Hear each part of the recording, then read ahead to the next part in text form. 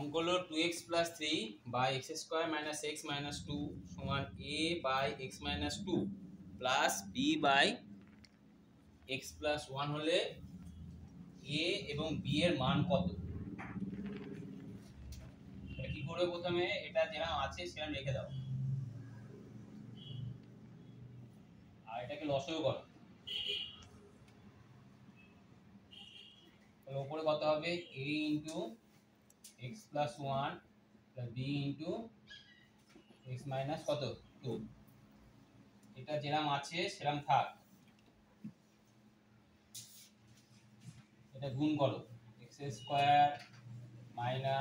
2x + x - 2 আর উপরে গুণ করো ax + a + bx - কত 2b। বুঝা গেছে? তাহলে এবার 2x + 3 আর এখানে যেরকম আছে সেরকম লিখলাম আর এখানে লিখলাম x² - x - 2। এবার এখানে আমরা যেহেতু অঙ্ক আছে 2x + 3 তার জন্য এখানে x যুক্ত রাশিগুলোকে পাশাপাশি লিখব। কত লিখব বলো? ax + কত bx আর এখানে লিখব a - কত 2b। হয়ে গেল? এবারে দেখো নিচেরটা কি হয়ে গেল? কেটে গেল। কোথায় কত 2x + 3 আর উপরে a common now, sorry x common now, s common কি হবে a + b আর এখান থেকে কিছু common now 1 common now a - কত 2b। তাহলে এবার যদি কম্পেয়ার করি, তুলনা করি, তাহলে a + b সমান কত হচ্ছে 2 আর a - 2b সমান 3। আছে? এটা 1 নম্বর দাও, এটা 2 নম্বর দাও। বুঝা গেল?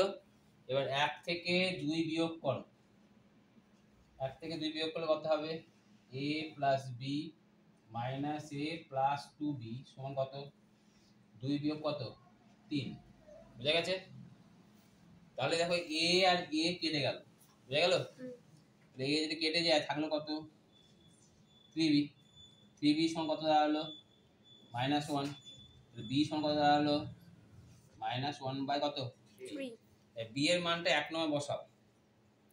b এর মান 1 নং এ বসিয়ে পাই। 1 নং এ বসালে কি হবে? a প্লাস b এর মান কত -1/3 = 2। এবার এটাকে এদিকে নিয়ে যাও। a সমান কত হবে 2 + 1 এর 3 মানে কত 2 পূর্ণ 1 এর 3। তাহলে এর মান কত 2 পূর্ণ 1/3 আর b এর মান -1/3। বুঝা গেছে?